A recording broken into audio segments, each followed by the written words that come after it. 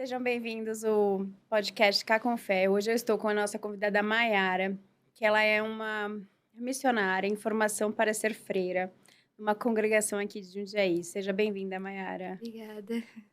Se apresente para nós, conte um pouquinho da sua história. Bom, meu nome então é Maiara, né, como a senhora bem disse. Tenho 18 anos.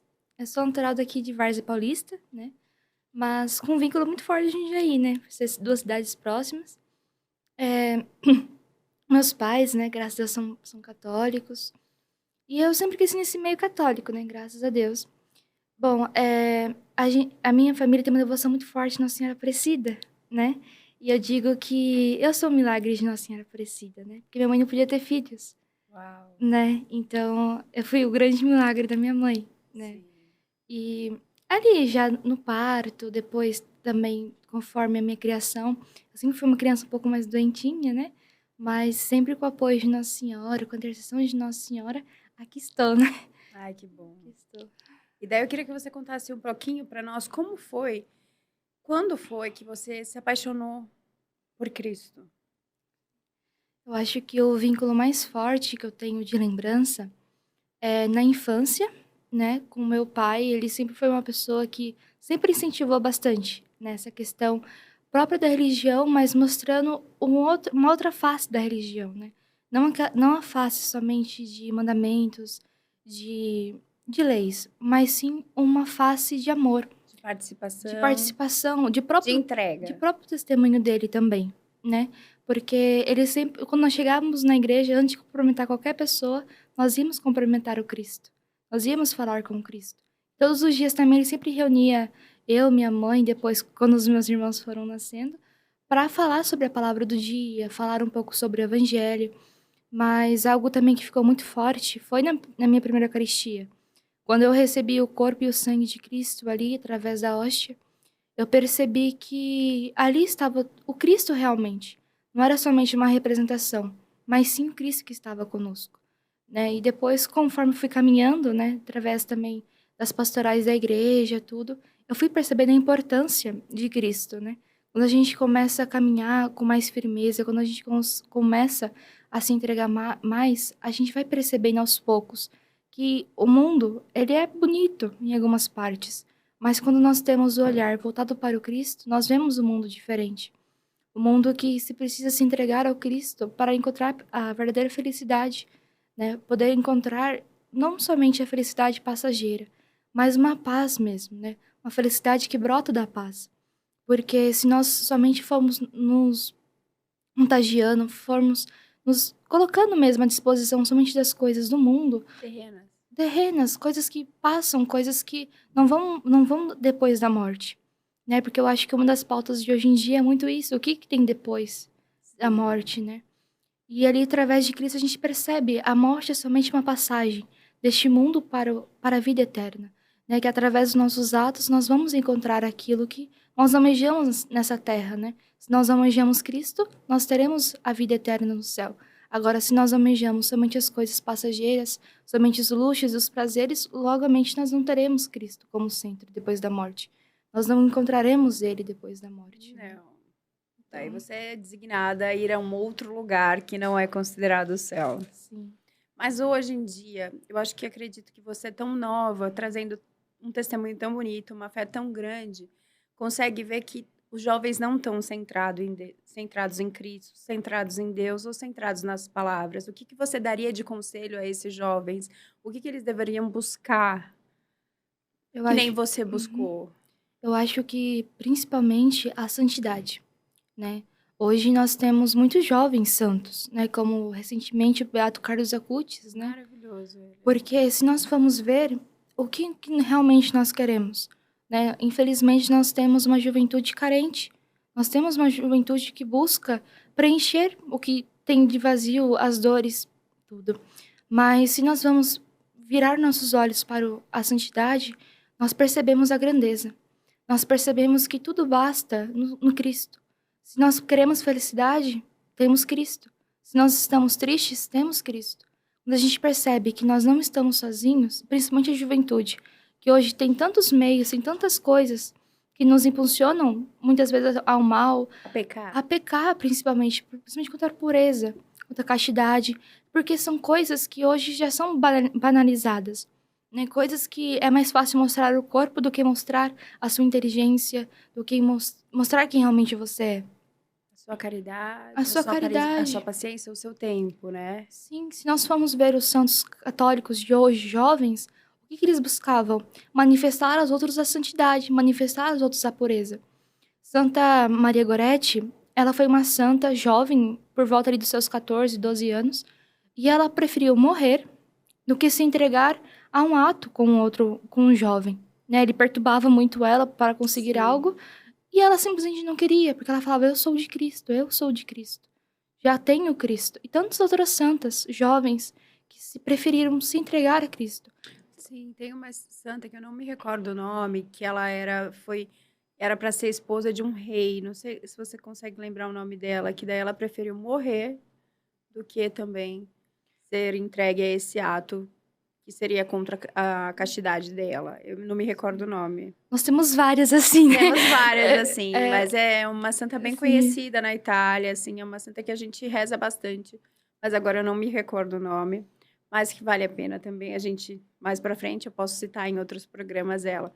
Eu queria que você contasse um pouquinho também de como você chegou à sua congregação, que Bom, você está agora. bom, eu digo que foi por curiosidade, né? Porque eu via, né, várias religiosas, várias freiras longe, né? Como Tipo, o Instituto Resed, que a gente comentou, né? assim, várias congregações que são longe daqui de São Paulo, né? E através de um amigo, que hoje eu agradeço muito a ele, né?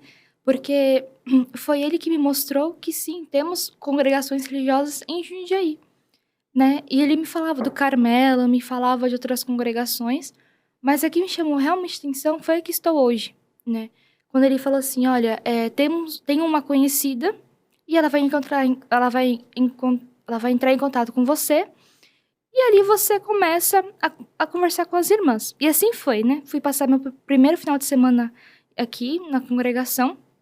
E uma coisa que eu digo que fortificou assim, o chamado, né? Foi algo que assim me fez realmente entender que ali era meu lugar. Foi quando eu vi as irmãs rezando. Quando eu cheguei, né? Chegou eu com mais algumas meninas, né? Era um encontro vocacional ali. E a irmã foi mostrando pra gente a casa, né? Foi falando como as irmãs viviam, tudo. Mas quando a gente entrou na capela, que elas estavam cantando Magnífica, eu lembro que eu olhei assim, coisas tão bonitas, mas que se resumiu tudo ali. Na hora que eu vi várias jovens, né, que já eram da congregação, que já eram formandas, cantando com alegria no olhar, Com louvor, com louvor. louvando. Sim. Aí você acha que você teve o seu encontro com o Espírito Santo, que ali você foi tocada para continuar, para entrar nessa congregação. Sim, como eu era bem novinha ainda, né, tinha ali por volta dos 12, 13 anos, foi algo que primeiro me assustou um pouco, né, porque pensei, como que eu vou simplesmente deixar tudo e entrar assim, tudo. Mas depois, conforme eu fui fazendo os encontros vocacionais, eu fui percebendo que a minha vida não teria outro sentido se eu não me doasse a Cristo. Como nós trabalhamos com crianças, né, e também com evangelização em outros lugares, eu fui percebendo que a igreja necessita de pessoas que se entreguem. Né? Muito mais do que simplesmente se entregar, é você encontrar o verdadeiro sentido dessa entrega. Quando nós entendemos que Cristo foi o que se entregou por inteiro, nada mais faz sentido. Sim, nós vivemos, nós temos contato com nossos amigos, com os familiares, mas quando você entende que a sua alma não é deste mundo, quando a sua alma não pertence somente a este mundo, você não quer saber de outra coisa senão amar a Cristo e servir aos irmãos. Como você disse anteriormente, a sua família é bem católica, né? Então, como foi eles aceitarem esse seu chamado? De primeiro momento, eu até entendo eles, né? Foi surpresa, né? Foi assim, porque muito nova, né, para tomar uma decisão tão forte na vida, né? E uma frase que me encorajou muito a realmente buscar e ver se era realmente isso que eu queria, foi quando a minha mãe falou assim: "Então você vai fazer por onde?", né? Como nós temos que pegar ônibus para vir em Jundiaí e tudo mais, ela falou assim: "Você vai fazer por onde?". E quando eu entendi como que eu vou fazer por onde, né. Logicamente que eles me traziam tudo, mas ela dizia no sentido assim: "Como que você vai realmente provar para si mesma Que você é que capaz. você que é isso que você quer?", né. Então foi ali quase 3 anos fazendo essa experiência de ir e vindo, até que eu falei pra madre que eu queria entrar. Né, ela falou assim: "Olha, você ainda é muito nova", né, eu tinha ia fazer 14 anos ainda. Mas ela falou assim: "Olha, vai adiantando sua crisma, pede licença para o padre e vai fazer a crisma". E assim eu fiz a crisma, tudo bonitinho, e depois de 6 meses eu entrei, Você né, fez a crisma 14, com 14 anos? 14. Você pediu pra adiantar a crisma, que Sim. geralmente é com 15, não é? É, com 16. 15, 16 16. anos. Mas como ela tinha pedido, né, então eu conversei com o padre, tudo certinho, e ele me liberou, né, pra fazer ali a crisma. Então, assim, foi um trajeto um pouco diferente do que eu imaginava, né, porque eu imaginava que eu só ia correr atrás disso depois dos meus 18 anos, né, porque eu ainda era nova. Mas eu fui entendendo que não é questão de idade, é questão de disponibilidade. Quando você quer dispor, você não vê somente Sua idade. disposição, né? Sim, Disposição a Cristo, disposição ao que você acredita, disposição ao corpo místico, à adoração do Santíssimo e em levar a palavra de Deus a outras pessoas. sim. Eu fiquei emocionada com a sua história. E você mencionou um pouquinho antes, quando a gente conversou antes, que a sua inspiração foram os coroinhas, que você também entrou como coroinha na igreja. Me conta essa experiência, de princípio também. Olha, quando eu vi, como já comentei com a senhora, né, como eu via os coroinhas servindo, eu via que eles faziam a diferença, porque eram jovens, eram crianças que cresceram comigo, eram pessoas que estavam comigo na comunidade, mas eles estavam ali servindo mais perto, né. Então ali com o tempo, eu também me tornei coroinha, né, não demorou muito depois da minha primeira eucaristia. E quando eu estava servindo, né, eu servia todo domingo, às vezes nos dias de semana, e eu percebia a grandeza que era estar ali, que não era somente vestir uma túnica e falar: "Virei coroinha, sou coroinha".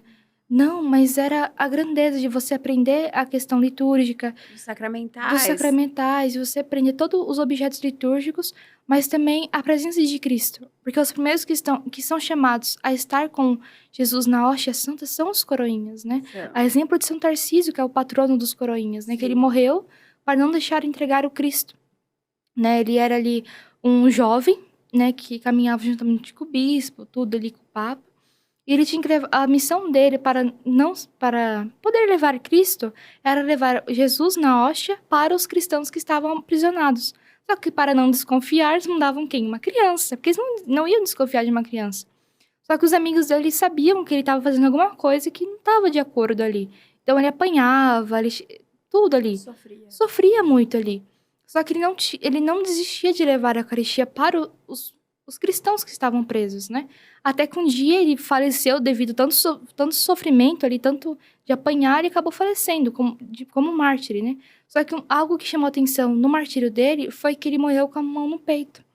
Ele não deixava que tirasse a mão dele do peito. E quando foram ver o que tinha no peito dele, era Jesus na hóstia santa. O corpo místico de O Jesus. corpo místico de Cristo.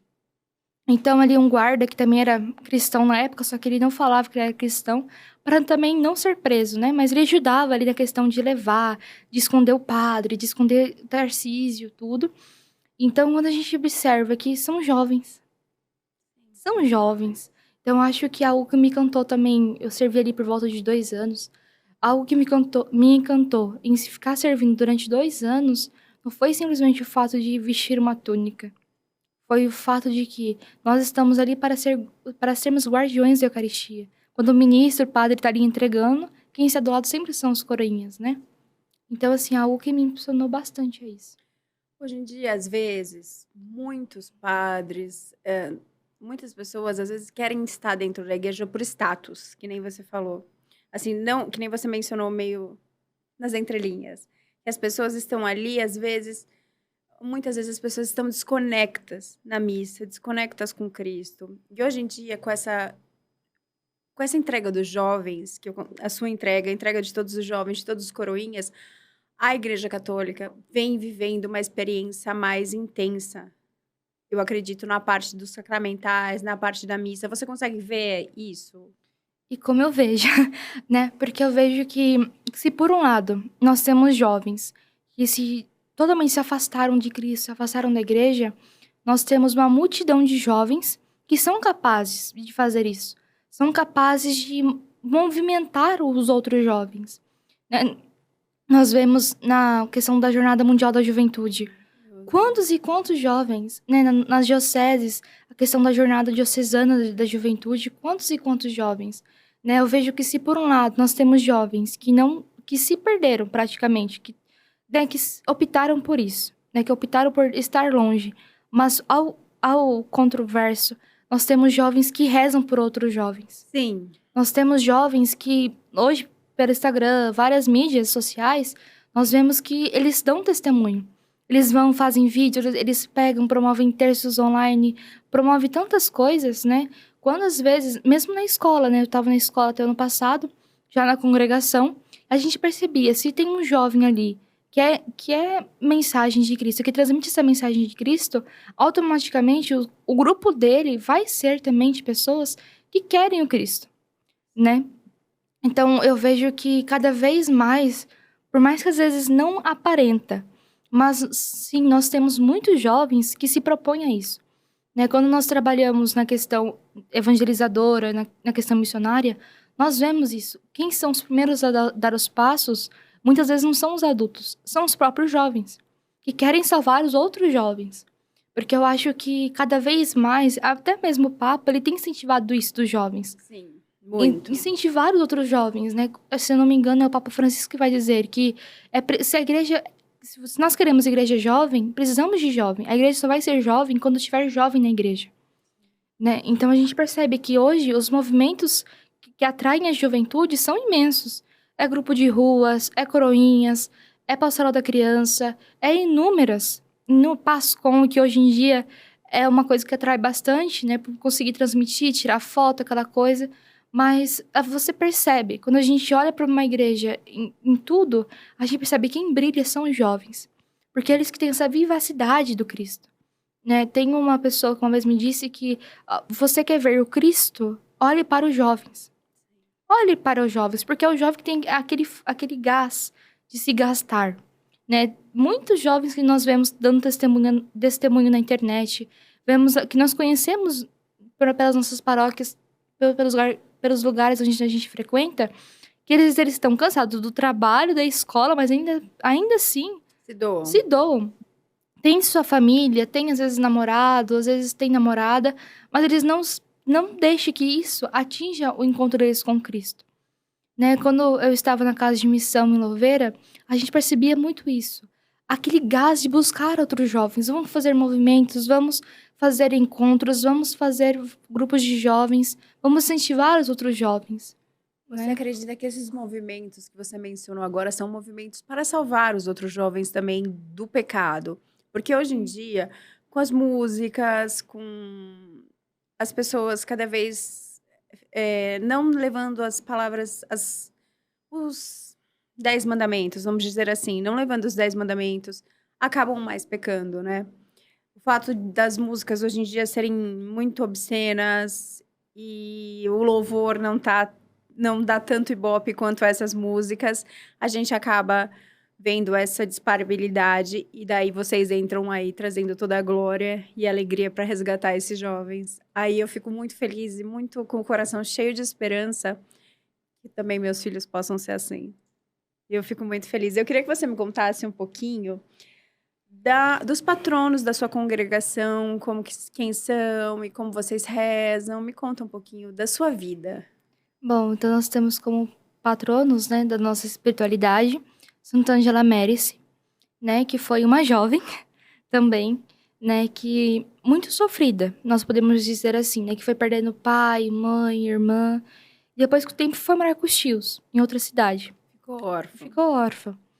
Só que algo que me chama muita atenção na vida dela, quando a gente estuda a vida dela, é a questão de que ela sempre se dava ao Cristo.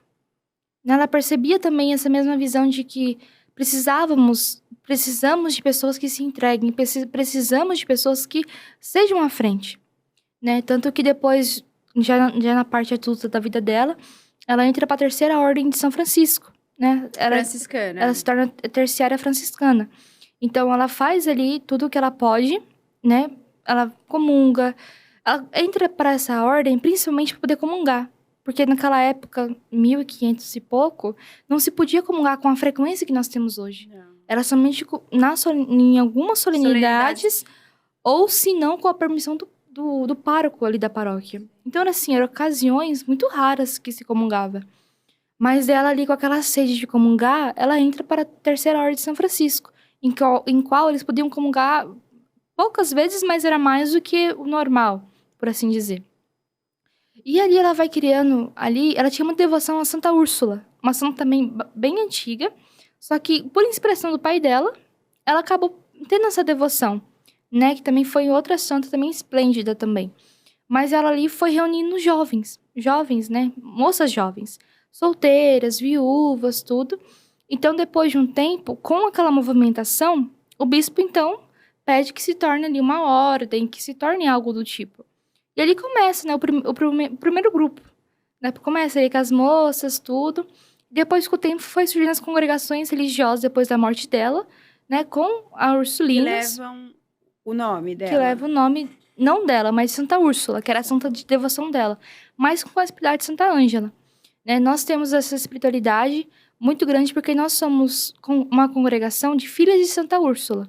Né? Então, muito jovens também. Sim, nós somos uma congregação que caminha para os 85 anos, né? Nós estamos agora com 83, já caminhando para grande jubileu de 85, né? Uau. De que são irmãs que vieram para o Brasil a pedido de Dom José Gaspar de Afonseca e Silva e de Dom Abade para fundar uma congregação religiosa feminina que não ficasse somente ali na clausura, mas que pudesse estar para o povo. Proativa, né? Ali. Só que quando foi fundada a nossa congregação, por que foi fundada a nossa congregação? Porque Dom José percebia que aqui pela Revolução Industrial, aquela coisa toda aqui em Jundiaí, as crianças ficavam muito tempo na rua, ficavam muito tempo ali, suspeitas a ter alguma coisa do mundo, né? A se perderem, a acabarem passando fome, aquela questão toda. Então, justamente com o Dom Abade, eles chamam as irmãs vêm, e ali começa, né? A trabalhar com as crianças, tudo. E aí, com o tempo, foi surgindo as vocações, né? Por aqui, depois, quando foi divulgada a congregação, foi divulgado ali o primeiro ato da congregação. Ai, desculpa, De datas, às vezes a gente se perde, tudo Sim, bem. 19 de março, dia de São José, foi o primeiro dia da vida como congregação. Da vida comunitária, né? Em qual veio algumas noviças, né? Se tornaram noviças, professas, tudo. Então, com o tempo, as irmãs tiveram que voltar para Brusque, na Austrália, tudo. Aí, as irmãs que ficaram no Brasil continuaram a congregação. Formando né? novas irmãs. Novas vocações, né? Novas vocações. Então, assim, nossa ligação com Santa Ângela é muito grande. Tanto que uma das festas grandes de nossa congregação é no dia 27 de janeiro, dia de Santa Ângela Méris. Né? E nós temos como espiritualidade, porque ela tem todo esse ar missionário. Nós, né, trazido, assim, das irmãs ursulinas, mas com todo esse amor, né? Ela é uma pessoa, assim, se nós vamos ver a vida dela, uma pessoa que totalmente se apaixonou pelo Cristo, que se deu por inteira por Cristo. Tanto que vai contar um pouco a história dela, de que ela estava para ir para a Terra Santa e ela fica cega. Do nada. Né? Do nada. E ela entende o porquê que ela fica cega. Né? Ela vai, tudo. Ela passeia por Jerusalém, faz essas orações, tudo. Mas ela não vê nada. Ela somente toca, tudo, e rezando interiormente. Quando ela volta a visão dela, não é? Volta já quando ela tá na terra dela. Em que ela olha pro crucificado. E na hora que ela olha pra cruz, a visão dela volta. Eu conheço essa santa. Então, assim, é maravilhosa a história dela, né? Nós também temos Santo Agostinho. Sim. Que é um santo hoje, um dos doutores da igreja, né? Um dos santos doutores da igreja.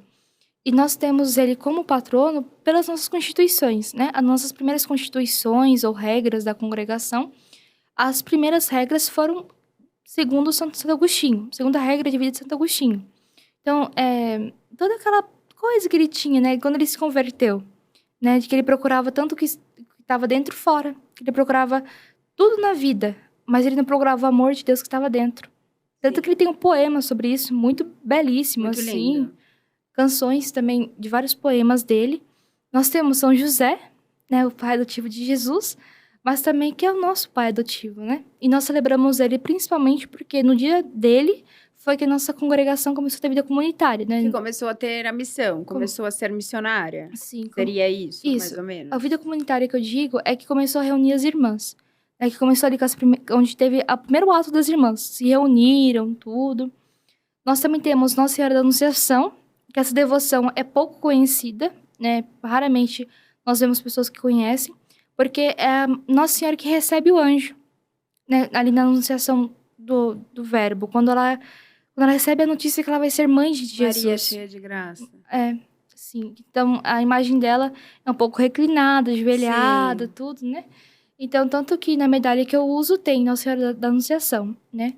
Nós também temos São Miguel, os 3 arcanjos. Sim, São Miguel é maravilhoso, né? Sim, nós temos os 3 arcanjos como protetores, né? Da nossa congregação. Mas, geralmente, os arcanjos, a gente fala dos arcanjos, mas a gente sempre fala de São Miguel, por São Miguel ser o anjo que luta contra as potestades, né? Que ele mantém, ele reaviva tudo isso. E um arcanjo ao qual eu sou muito devota, tanto que meu filho chama Miguel, então eu fico emocionada quando eu falo de São Miguel. Estamos chegando amanhã, né? Na festa dos arcanjos, no dia votivo de São Miguel, que é um dia tão especial para todos nós, inclusive para a sua congregação. É um dia que a gente tem aquela vitória da palavra, né? Da palavra de São Miguel contra as forças demoníacas, contra os anjos caídos. Aí eu fico muito emocionada quanto isso. E eu queria que você contasse para nós também como é sua vida agora que você está na congregação, como vocês têm esses dia a dias, como são as orações, como é sua entrega agora? Bom, como nós temos várias casas de missão, então acaba que às vezes alguma coisa ou outra é um pouquinho diferente, mas sempre no mesmo ritmo, né? Então nós acordamos, nós já vamos para Santa Missa. Da Santa Missa a gente toma café, já vai para adoração. E depois da adoração a gente faz as coisas da casa também, da questão na instituição que nós temos escolar, né? Tem algumas irmãs que trabalham com as crianças, então elas vão para as crianças. Algumas que trabalham ali na casa como várias coisas ali, né? Mantenedoras da casa, de tudo. Isso, né? Ajudando algumas irmãs idosas também, toda aquela questão. Depois, 11 horas, é a hora que a gente para tudo que a gente tá fazendo e vai rezar o terço mariano e o ofício divino. Aí a gente vai, almoça, tudo. Depois, à tarde, nós temos novamente, né? O terço da misericórdia e o outro ofício divino. Às 6? Às 5. Às 5. Às 5. E depois nós temos as nossas atividades comunitárias, né? De janta, nossa rotina normal, né? E depois, 10 horas, é o horário que a gente cessa tudo e já vai descansar. E a confissão, como vocês fazem semanalmente? Como vocês fazem essa parte da confissão que é tão importante hoje em dia? Depende muito, mas normalmente uma vez por mês, a cada 15 dias. Varia um pouco de mês para mês, né? Mas é uma confissão frequente. Uma confissão frequente. Porque hoje em dia muitas pessoas não acreditam nessa salvação através da confissão. São Padre Pio, acho que você conhece esse santo que levava as chagas de Jesus, ele sempre falava que se confessar seria maravilhoso. Então ele propagou muito o confessionário, a confissão para todos nós. Então vocês também tocam nessa tecla da confissão ser tão importante para todos nós, inclusive para jovens? É uma pergunta. Com certeza. Porque assim, a confissão, o que de fato é? Além da gente confessar os nossos pecados, né, de receber o perdão pelo Padre, mas pelo Cristo, né? Nós falamos assim que o Padre é a representação de Cristo na confissão e na missa, né? Por quê? Na confissão, além da gente receber ali o perdão dos nossos pecados, nós também temos uma experiência de cura. Por quê? Quando a gente tira aquilo que está nos incomodando, por exemplo, se você está com uma unha encravada, você vai, desencrava, melhora. A mesma coisa acontece com a alma. Quando você sabe que você pecou, que você está entrando em inimizade com Deus, porque você está com pecado, você está impuro. E quando você recebe a absolvição dos pecados, você sai de lá com uma leveza muito grande. Os santos todos mesmo Santa Ângela, nós vemos que confessava frequentemente, né? Então, assim, para os jovens hoje, nós religiosos também, mas para os jovens, né, para as pessoas que vivenciam o mundo de hoje, o importante é a confissão, sim. Depois da confissão, a Santa Missa. Por quê? Porque quando a gente confessa, a gente se liberta. Liberta de nós mesmos, dos nossos erros, dos nossos pecados, das nossas imperfeições. E depois, quando a gente vai para a Santa Missa, a gente pode comungar o corpo de Cristo. Então, assim, se a gente for ver, é uma coisa ligada à outra. Porque, por exemplo, assim, a Virgem Maria, ela foi virgem, sim. Ela foi, desde a sua concepção, assim nos ensina a Santa Mãe Igreja. Porque não teria como Cristo nascer de uma pessoa que já tivesse pecado, Sim. né? Então, a mesma coisa, através do exemplo da Virgem Maria e da Igreja, a gente percebe isso. Não tem como eu comungar na missa se eu estou em pecado. Sim. Não tem como. Porque tem um santo, não me recordo agora o nome, que ele vai dizer, se comunga em pecado, se comunga a própria condenação. Acho que é São Paulo que vai dizer isso. Por quê? Se nós comungamos ali o corpo de Cristo em pecado, além de estar profanando o corpo de Cristo, nós também estamos concordando, de certa maneira, de que eu estou em inimizade com Cristo. Porque como que eu vou levar a Cristo a uma imensidão de sujeira, uma imensidão de lama? Sim. Né? Mas hoje em dia é muito falado da confissão aqui, assim, nas paróquias, assim, a confissão não é tão frequente. Todas as paróquias têm disponibilidade enorme de confissão e a gente não vê muito. Eu, por exemplo, não vejo muitos jovens, mas você que está nos jovens, você vê muitos jovens se confessando? Sim. Os jovens vinculados à igreja, nós vemos que eles têm sim uma rotina de confissão. Não é que eles confessam todo dia, isso não. Mas que eles confessam pelo menos uma vez por mês, uma vez a cada 15 dias, né? Pelo menos os jovens que eu conheço, que eu tenho ali mais convivência, é a cada 15 dias, né? No mais tardar um mês. Por quê? Porque eles não querem ter essa vivência de pecado. Porque, por um lado, eu vejo muito isso, que há uma juventude que está crescendo. Há uma juventude que está começando a brilhar no mundo. Entende? Que é uma juventude que ela cansou de viver nessa mesmice. Cansou de viver no pecado. Cansou de só ter inclinações para os pecados. Né? Não com orgulho, não com soberba, mas eles querem ser exemplo para os outros jovens, né? De santidade. Isso é maravilhoso, né? Eu queria que você falasse se você conhece a Nossa Senhora da Rosa Mística. Isso um pouco assim, meio distante, mas Um pouco da conheço. história dela, né? É uma Nossa Senhora que eu tenho uma grande devoção também, uma aparição de Nossa Senhora que eu tenho uma grande devoção. E que é pouco conhecida também, por aqui, como a que você mencionou. São aparições que não são tão populares como a Nossa Senhora Aparecida, né? Que é a patrona do Brasil, né? Nossa Senhora Aparecida teve essa aparição. E a gente se familiariza a todas Nossas Senhoras como Maria, porque são todas Maria, né? Toda Maria, Virgem Santíssima, todas as aparições são manifestações de Maria. E isso é muito grande. Eu queria saber se a devoção Maria, lógico, é tão grande quanto quanto os marianos. Vocês também têm essa devoção tão grande em Maria? Sim, com toda certeza. Até porque não tem como um religioso querer ser religioso senão por meio de Maria. Porque se nós formos ver, por mais que na Bíblia se fale pouco, né, por mais que são poucas as frases dela, são poucas vezes que ela é mencionada, mas nós vemos uma profundidade ali.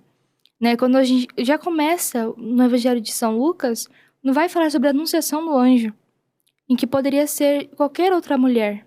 Poderia, mas é Maria, entende? Maria que foi já esperada, Maria que foi desejada por Deus Desde a desde época de sempre. Santa Ana, né? Que seria a Sim, mãe de Jesus. na verdade, A avó de Jesus. tem alguns santos que vão dizer que já desde o pecado, né? Quando Eva peca, mesmo antes do pecado, já saberia que haveria, né, Maria. Sim, no Antigo Mas Testamento, quando fala mulher, já é sim, mencionada, já é redirecionado a Maria do Novo Testamento, a mãe de sim. Cristo. Mas como a gente tem muitas religiões cristãs, alguns interpretam dessa maneira, outros interpretam de outra maneira. Como somos católicas, apostólicas, romanas, entendemos que a aparição, o mencionamento de Maria no Antigo Testamento é Maria, a mulher do Antigo Testamento é Maria, aquela que venceu o pecado, que pisou na cabeça da serpente. Sim, com toda certeza. E como você bem disse, todo católico é mariano. Não tem como ser um católico se não ser mariano. Porque a história da igreja se baseia em Maria. Porque Maria foi aquela que recebeu o verbo, foi aquela que recebeu a palavra de Deus no seu ventre, o próprio Cristo, a segunda pessoa da Santíssima Trindade. Então não tem como falar assim, Maria é uma mulher qualquer. Não tem como. Porque não tem como uma mulher qualquer receber o Cristo. E não tem como dizer que Maria foi pecadora. Não tem como. Não tem como. Essa é uma pauta que é muito discutida. Sim. Que Maria teve outros filhos, que são irmãos de Jesus. Mas quem estuda, como nós, consegue entender que os irmãos citados na Bíblia são primos, amigos, não irmãos de sangue de Maria. Isso é uma pauta que realmente é muito discutida entre os evangélicos e os católicos. É uma coisa onde os evangélicos gostam de perguntar para nós, católicos, onde está essa passagem bíblica, sendo que tem essa parte que fala que Jesus teria irmãos, enfim. Mas aqui nós entendemos que os irmãos são os primos, os familiares próximos, como São João Batista. Sim, até porque se a gente for estudar a linguagem da época, porque assim, se a gente só ler a palavra por ler, a gente não vai entender praticamente quase nada. Porque ali, como rodava muito entre os judeus, a gente tem que entender a linguagem dos judeus. A gente tem que entender a linguagem que era usada. Nós temos que estudar palavra por palavra da Bíblia. Então, quando fala irmãos, se remete ao quê? Familiar. Familiares. Até porque vai dizer assim também a igreja que São José já era falecido quando Jesus começou a se manifestar no povo. Ele faleceu, né? Jesus viveu 33 anos. Sim. Se diz a história da igreja que ele faleceu quando Jesus tinha 30, no começo da missão de Cristo. Então, tudo ali que se a gente for ver, estudar mesmo, se a gente pegar, começar a estudar... Com afinco, né? Com afinco, como a gente estuda tantas outras coisas, nós vamos ver que irmãos é irmão primo, é irmão sobrinho, é irmão... Chega até a ser primo. amigo próximo, né? Sim, pessoas vizinhos próximas, da sim. comunidade que estavam lá. Por exemplo, até poderiam falar que João, que era um apóstolo, poderia ser irmão. Mas a gente sabe que não é. Mas a gente poderia até colocar nessa colocação o que você acha. Eu acredito que sim, por ele ser tão próximo de Jesus. Sim, amigos próximos, na linguagem daquela época, amigos próximos, pessoas conhecidas, vizinhos, eram irmãos. Não de sangue, da mesma mãe, do mesmo pai, não. Conhecidos, primos. Sim, porque não tinha um vocabulário tão rico que a gente pudesse usar e dar essa definição de irmãos como é dada hoje. E essa tecla que é batida entre outras religiões e a Igreja Católica é uma coisa que, ao invés de juntar todos nós na palavra de Cristo, às vezes nos afasta. Você consegue enxergar essa diferença? Consigo, porque às vezes o que falta, não digo que eles não tenham conhecimento adequado, eles têm conhecimento, eles também estudam, mas o que falta ali, o que eu percebo, por que é tão debatido? Porque às vezes é algo tão simples que se torna difícil. Sim. Porque se a gente for estudar, se clareia tudo. Quantos irmãos evangélicos vão dizer que depois do estudo se tornaram católicos? Sim. Por quê? Se Maria, ali, né? Nossa Senhora. Por exemplo, nas bodas de Caná, por exemplo. Um exemplo básico. O que ela fez? Ela não foi mandar em Jesus. Vai e faz milagre. Não. Ela foi com calma, paciência e falou assim, filho, faltou o vinho. Pediu a intercessão, pediu que ele pudesse se manifestar. Sim, pudesse fazer algo ali pelos noivos. Porque ela sabia da grandeza de Deus. Ela sabia quem era o Cristo. Só que ela sabia que ele tinha o tempo dela. Que ele tinha o tempo dele. Ela sabia disso. Só que ela falou assim, olha, faltou o vinho. O que você pode ajudar, né? Tudo. E ele vai falar para ela, mas eu acho muito interessante nessa passagem que ela vai dizer para os serventes. Fazei tudo o que ele vos disser. Ou seja, Maria, ela sempre vai mostrar o Cristo. Tanto que não tem como amar mais Maria do que Jesus. Não tem como. Não tem como. Até porque nós sempre amaremos mais Jesus do que Maria. Sempre. Por quê? Maria, quando nós temos um amor finco nela, nós sabemos que nós amamos Maria, nós temos veneração por ela, porque ela é a mãe de Jesus. Muitas vezes eu sinto que a gente só chega a Jesus através de Maria. Porque Maria foi a nossa primeira intercessora. Nessa passagem que você citou agora, ela foi intercessora dos noivos a Jesus. Ela foi a primeira intercessora de todos nós a Jesus Cristo. Então, todas as vezes que estamos em aflições, sempre temos santos de devoções a qual pedimos, né? Louvamos e fazemos novenas e adoramos, mas a devoção à Nossa Senhora, o Santo Terço, são coisas que, como católica, eu acredito que sejam as nossas armas de salvação. O que você acredita? Eu acredito muito nisso, até porque a igreja ela sempre vai impulsionar a isso, né? Tanto que São Luís Maria de Montfort é um santo pouco conhecido também da igreja, né? Quando ele vai escrever o Tratado da Verdadeira Devoção à Nossa Senhora, ele vai citar um exemplo básico, mas que ali nós já entendemos tudo. Ele vai falar assim, que Deus juntou todas as águas e chamou de oceano. Deus juntou todas as graças e deu o nome de Maria. É básico, mas ali a gente já entende tudo. Você fez a Consagração? fiz a consagração. E a Isso. gente aprende através dessa consagração o quão Maria é uma chave dentro da Igreja Católica e dentro de todos os milagres que acontecem, de todas as graças recebidas até hoje, através dos santos, dos arcanjos, de tudo. Maria sempre esteve presente. Sim, tanto que nos pés da cruz, os únicos que ficaram foi Maria, Maria Madalena e João. Os únicos que ficaram aos pés da cruz de Cristo. E eu acho muito interessante nessa passagem, quando Jesus vira para Nossa Senhora e fala, mulher. Mulher, hoje em dia, quando alguém fala assim, mulher, a gente já entende como algo, às vezes, desrespeitoso, dependendo da entonação, né? Sim. Mas, no contexto, também na linguagem da época, mulher era algo respeitoso. Mulher era a mesma coisa que falar mãe, né? Mesmo sentido, né? Então, ali, quando a gente vai entender essa passagem da crucificação e morte de Jesus, é Maria. É Maria que tá ali, é Maria que ele fala, mulher, eis aí teu filho. Filho, eis aí tua mãe. Ou seja, ali nós entendemos que Maria, sim, ela se tornou mãe também da humanidade. Sim, de todos nós. De todos nós. Porque foi Cristo que ela nos entregou. Né, os santos padres da igreja vão dizer que São João, ele representava toda a humanidade. Até nos dias de hoje, nós temos muita resistência, né? Pessoas de fora da igreja, até algumas pessoas dentro da igreja, têm resistência a muitas devoções marianas, a toda essa entrega, esse amor por Maria. Mas quando nós entendemos que tudo o que nós queremos de Cristo, todas as virtudes, todas as graças, até mesmo a santidade, nós só vamos buscar por Maria. Até porque se a gente for estudar a história de mais de 2.000 santos que a igreja tem, todos eles têm experiência com Maria. Todos eles. Né? Uma das santas que eu me recordo bastante é Santa Teresinha do Menino Jesus. Nossa, maravilhosa. No ápice da depressão dela, quem que intercedeu por ela? Maria. E depois o que ela se torna? A esposa de Cristo através da vida religiosa. Sim. Então, morreu tão jovem, aos 24 anos, né? 24 anos, sábado agora, acho que é domingo. Dia 1º. Dia 1º, é o dia dela, né? Não sei se vai Sim. cair no domingo, parece. Vai cair no domingo. Eu tô fazendo a novena de Santa Teresinha do Menino Jesus. Sou muito devota.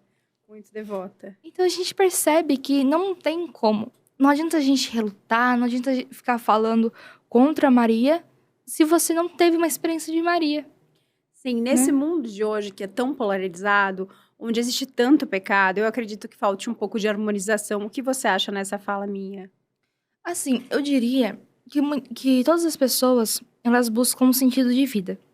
Elas buscam preencher algo que nos foi tirado no pecado original. Né? Porque Deus não nos criou para a infelicidade, não nos criou para a tristeza, para as coisas ruins. Ele nos criou para a felicidade, para a harmonia, tudo mais. Só que por conta do pecado, né? Acabou isso tudo. O que Deus queria realmente de nós. Então, o que ficou no lugar disso? O vazio. E o que Deus... Ele podia muito bem ter criado todos nós como robozinhos. Ele poderia ter feito isso. Todo mundo vai fazer a mesma coisa, todo mundo vai me buscar da mesma forma. Sim. Mas por conta dessa desregulação do pecado original, todos nós criamos uma história da nossa vida. Todos nós, através desse vazio, nós queremos preencher com algo. alguma coisa. A gente quer, através de várias coisas assim banais, de astros, de coisas assim que são perecíveis, De oculto, de vamos dizer de oculto. oculto. E quando a gente percebe por isso que outro dia a gente falava isso em casa, né? O que é simples se tornou tão difícil. Tão difícil. Tão difícil. Porque assim, quando todo mundo compreender que o vazio que eles buscam, e aquilo que está faltando neles não será preenchido nessas coisas, mas serão preenchido no amor de Deus, tudo se bastará. A graça se basta, né? A graça se basta. Mas é muito engraçado que a gente precisa de harmonização. A harmonização seria nós perdoarmos os outros, sermos perdoados, porque nós não podemos julgar, mas precisamos acolher. Mas muitas vezes o acolher é muito difícil. Como você falou, o oculto, ele está presente em 50% da população brasileira. Então, como vamos julgar e não acolher, temos que trazer essa visão a eles. E às vezes é uma visão tão simples e tão difícil de ser entendida. São Francisco, ele vai resumindo toda essa situação em uma simples palavra. Né? Quando ele vai ali pregar ali na cidade dele, nas cidades onde ele fez missão, ele teve um irmão que questionou ele: Francisco, mas você não vai falar nada? Só vai ficar passando, né? Ele ficava rodando assim na praça, assim, só em volta da praça. Se necessário, eu usarei palavras. Se preciso for. Né? Em outra frase, ele vai dizer assim que nós temos que ter cuidado com a nossa vida. Porque a nossa vida pode ser o único evangelho que as pessoas vão ver, que as Sim. pessoas vão ler. Sim. Então, assim, eu acho que quando a gente começa, primeiro, a buscar em nossa vida a eternidade, se a gente começa a buscar em nossa vida a santidade, automaticamente nós seremos exemplo para outras pessoas. Né? Como a senhora falou, é praticamente metade da população brasileira. Não é que nós vamos bater de frente. Isso não. Até porque a igreja não apoia isso, bater de frente. Não, isso não. Mas se não pode bater de frente, o que nós faremos? Né? Esse aí é o questionamento, se a gente for ver, né? O que a igreja ensina? Acolher. Mas assim, como o Padre Marcelo Rossi, acredito que você conheça, o Sim. Padre Marcelo Rossi diz que somos formiguinhas de Jesus. Que trazemos todos os dias Jesus. Mas a gente traz Jesus, como você mesma disse agora há pouco, através de nós, da nossa vida, como a nossa vida sendo o próprio evangelho, a própria demonstração da misericórdia divina em nós todos. Onde nós fomos, através do batismo, que é um sacramental, perdoados do pecado original, através da primeira comunhão, sendo conhecido o corpo místico de Jesus, tendo a experiência divina de receber a hóstia, de receber Jesus em verbo, através da primeira Eucaristia. Na Crisma, a gente tem essa segunda confirmação. Então, a gente, dentro da doutrina católica, a gente, através dos sacramentais, a gente está sendo todo dia mostrado a nós, que frequentamos a Santa Missa, que nos confessamos, quão Deus é misericordioso e quanto ele é importante para as novas pessoas chegarem e verem isso, o quão simples é viver em Cristo. As pessoas pensam, podem até te julgar, nossa, tão nova, já nessa missão. Bendito seja, louvado a Deus que você está nessa missão. Mas, assim, existe julgamento de todos os lados, inclusive contra a Igreja Católica. Se a gente acompanhar a história, a Igreja Católica teve momentos em que sofreu muita perseguição. E até hoje, às vezes, sofre perseguições, entendeu?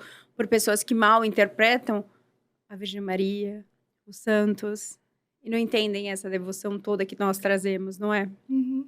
Sim, até porque uma das pautas que é muito batida é que, assim, nós adoramos santos, nós adoramos a Virgem Maria. Nós não adoramos nada a não ser Deus.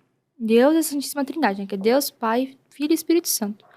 Então, o que é muito batido? Vocês adoram, falam principalmente das imagens, né? Das imagens, principalmente. Mas quando nós vamos entender também, novamente, entra o requisito do estudo, tudo se basta no estudo, né? Se a gente for ver. O que a igreja nos diz? O que a igreja nos coloca? É que o santo é o quê? É uma experiência que a pessoa teve, né? E amou, tudo, se entregou. E ele acaba que ele acaba sendo exemplo para nós. Que acaba que ele nos impulsiona a Cristo, né? E Maria, principalmente Nossa Senhora, ela é o verdadeiro exemplo para nós. Então, quando a gente começa a entender que Maria e os santos são pessoas, são mulheres e homens que somente só têm uma missão: nos mostrar a Cristo, nos dar exemplo de como melhor seguir a Cristo, né? Aqui, como a gente vou mostrar para vocês, é um oratório de São Miguel Arcanjo, que é o patrono da congregação de vocês. E amanhã é o dia votivo dele, por isso que ele está aqui em evidência.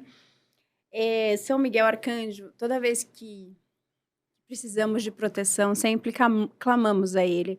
Como você disse, nós não estamos adorando a São Miguel Arcanjo, nós estamos pedindo a sua intercessão junto a Deus. Adoramos a Deus, adoramos a Cristo.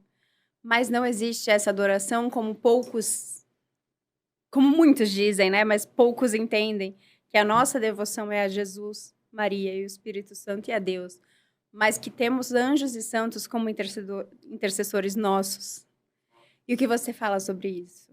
Eu acho que dá certo o que a senhora fala, porque exatamente isso. Nós adoramos quem? Deus, Pai, Filho e Espírito Santo.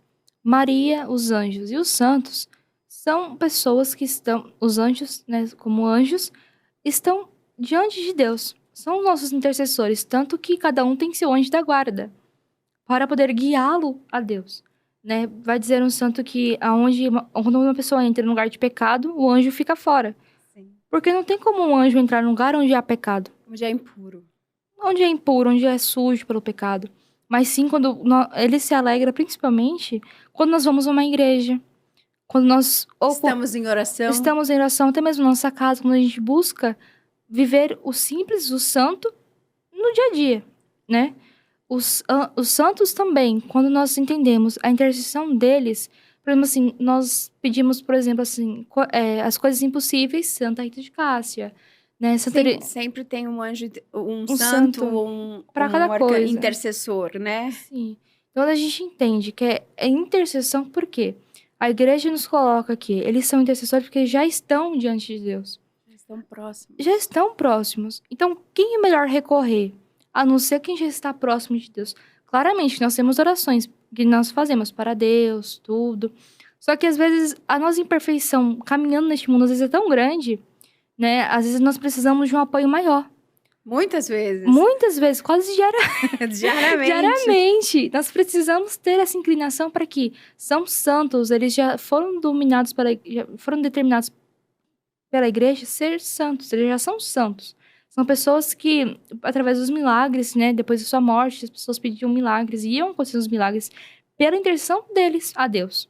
Então, a gente entende que toda essa intercessão acontece, nós começamos a entender que nós somos imperfeitos demais, porque nós estamos caminhando, a gente erra, a gente acerta, a gente tem as coisas boas, tem as coisas ruins, mas quando a gente vai percebendo aos poucos que nós precisamos dessa intercessão maior, então, obviamente, que não tem quem melhor recorrer do que a Virgem Maria do que os santos. Então, agora vamos mostrar essa nova. Esse aqui é um protótipo novo, que eu queria até apresentar, que ninguém conhece, que é o Marias.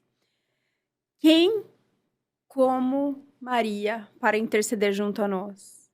Então, aqui a gente tem a Nossa Senhora da Rosa Mística, que lembra que eu disse que ela é uma das aparições de Nossa Senhora que eu mais me apaixono. A Nossa Senhora da Rosa Mística, ela intercede pela saúde. Muitas vezes estamos doentes, estamos abatidos, doentes fisicamente, doentes espiritualmente, e pedimos para Nossa Senhora da Rosa Mística interceder junto a nós. Essa intercessão se dá pelo fato, como você mencionou, de sermos tão pecadores e pedirmos essa intercessão para que a graça possa chegar. Não que adoramos mais do que a Deus e a Jesus Cristo, mas que ela seja uma intercessora, ela é Maria.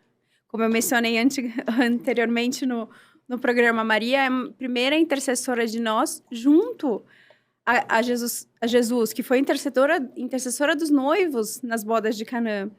Então, quem como Maria para interceder como nós? Quem como Miguel? Ninguém. Então, são dois santos e anjos muito... Um anjo e Nossa Senhora são tão poderosos na minha fé, e acredito que na sua também, que eu não consigo desvincular muito essa ideia de que que falam, que propagam hoje em dia que não devemos ou não podemos ter imagens ou não podemos rezar o terço mariano, que é uma das coisas que eu faço diariamente através do rosário, como não faríamos, não seríamos católicos se não fosse por esse meio? Sim, eu acredito que até mesmo é difícil não ser cristão se nós não temos um apoio a Maria. Por quê? O que se baseia o cristão? Acreditar em Cristo. E como acreditar em Cristo se não aceitar a história dele? Porque Jesus não foi simplesmente um homem nazareno, né? Ali nascido em Belém, tudo crescido, em Nazaré, um homem nazareno. Não tem como acreditar que foi somente um homem que passou por essa terra, que foi um revolucionário, como as próprias pessoas da época dele falavam que ele era, né? Não tem como acreditar nisso, e nós como cristãos acreditamos sim que ele é enviado do Pai, ele é o Messias, tudo, se nós não aceitarmos tudo da vida dele. Não aceitar que ele teve uma mãe, e que essa mãe, ele pediu, conforme nós vamos ver ali na passagem da crucificação, ele falou assim, e tá escrito, né? E João, a partir daquele momento, levou ela para casa. Ou seja, para morar com ele, para que ela não ficasse só. Né? Ali como mãe e filho. Sim, tornou-se mãe Mãe e de João. filho, sim. Tornou-se através de João, mãe da humanidade. Sim, é uma grandeza tão grande. Se nós não conseguimos aceitar que, através do Espírito Santo, Jesus foi concebido no seio da Virgem Maria, e São José foi o pai adotivo de Jesus nessa terra, como que nós vamos desvincular isso da história de Cristo? Não tem como. Não tem como. Não tem como desvincular que Maria foi mãe, José foi esposo, um casamento casto, onde não teve consumação do casamento, que seria o ato sexual, não teve. Por quê? Como que uma mulher que foi escolhida por Deus, cheia de graça, para ser pura, para ser santa, para ser casta, tivesse a consumação do casamento? Tivesse... Mais filhos, não tem como. Porque tudo se baseia no Cristo. Ela foi a grande escolhida. E São José, eu acredito que... Eu tenho uma devoção muito forte de São José, né? Que não tem como nós desvincularmos a história da salvação de São José. Porque... a Sagrada Família. A Sagrada Família. Porque se a gente for ver, até mesmo nos evangelhos, por mais que ele ficou confuso com toda essa situação, como que vai acontecer, né? Sim. Como que, de repente, tudo isso de uma vez, né? José, eu vejo muito isso, que ele vai mostrar a humanidade da situação ali, né? Sim, o quão frágil somos perante as coisas de Deus. Sim, o quanto desesperado nós somos, às vezes, pela falta de confiança. Sim. E o anjo teve que ir lá, conversar com ele, aparecer em sonho, explicar pra ele. Assim como Deus faz com a gente hoje também, não é diferente. Só que a diferencial é que não vai aparecer um anjo, né? Mas vai aparecer pessoas usadas por Deus. Sim. Né? E é tudo muito bonito na história da salvação. É logicamente que tem um evento que, por mais que seja sofrimento de Cristo, também foi nossa redenção. Depois, o que falar da gloriosa ressurreição? Né? Vai dizer alguns santos da igreja que a quem Jesus apareceu primeiro não foi aos discípulos, a Maria Madalena, foi a Nossa Senhora. Porque, com certeza, ela sabia que alguma coisa ia acontecer, que alguma coisa iria vir depois da morte de Cristo. Mas o que viria? Como é que seria depois da morte de Cristo? Eu tenho comigo que, com certeza, Maria, ela entrou nisso, né? Mas o que vai acontecer? Com confiança em Deus. Mas o que vai acontecer agora? Né? O que vai ser de agora? E quando Jesus ressuscita, eu tenho certeza que, juntamente com a igreja, a primeira pessoa que ele aparece vai ser para Nossa Senhora. Né? E São José também, essa importância toda de que ele, na infância de Jesus, quando eles vão para o Egito para fugir tudo do massacre das crianças, tudo mais, foi aquela fortaleza ali da casa, né? Foi o homem, como vai dizer vários santos, também a ladainha dos santos. Enfim, a Igreja Católica em si vai nos ensinar o quão grandioso e humilde foi José. Sim. Porque ele poderia, sim, se rebelar, poderia abandonar Nossa Senhora com Jesus, poderia fazer tantas coisas, mas por ser um homem justo. Porque naquela época, diferente de hoje, quando uma mulher aparecia grávida fora do casamento, ela era apedrejada até a morte. Sim. Então, ele poderia muito bem abandonar Nossa Senhora, deixar ela ser apedrejada, morrer com Cristo no ventre, e simplesmente tudo isso acontecer desastroso. Mas não, por ser um homem justo, por ser um homem que tinha uma sabedoria muito grande, ter uma santidade muito grande. Obviamente que ele foi aquele exemplo da casa, foi aquela força que eles tanto precisavam, né? Mas assim, ele também titubeou em momentos de fé, que teve um anjo em seu sonho trazer a palavra. Então, muitas vezes também titubeamos perante a nossa fé. Muitas vezes a nossa fé titubeia. A minha, muitas vezes, titubeei perante a fé. E com a ajuda de Nossa Senhora e dos santos, a gente consegue voltar, ser centrado, estar em estado de graça para receber Jesus. Eu acho que esse é o ponto-chave desse podcast, desse primeiro encontro que teve você. Foi um prazer tê-la aqui comigo, Mayara. Foi incrível a nossa conversa. Que tenham mais jovens como você. E foi incrível te ter por aqui. Obrigada também pelo convite, né? Foi um pouco inesperado, né? Mas eu, assim, como já no final do podcast, né? Uma coisa que eu quero deixar, assim, para as pessoas que vão nos ver depois, que eles não deixem jamais de amar a Cristo, Nossa Senhora e a Santa Mãe Igreja. Porque se nós queremos que o mundo seja diferente, se nós queremos que realmente algo extraordinário aconteça, sejamos de Cristo. Sejamos pessoas inclinadas para a salvação nossa, mas também do outro.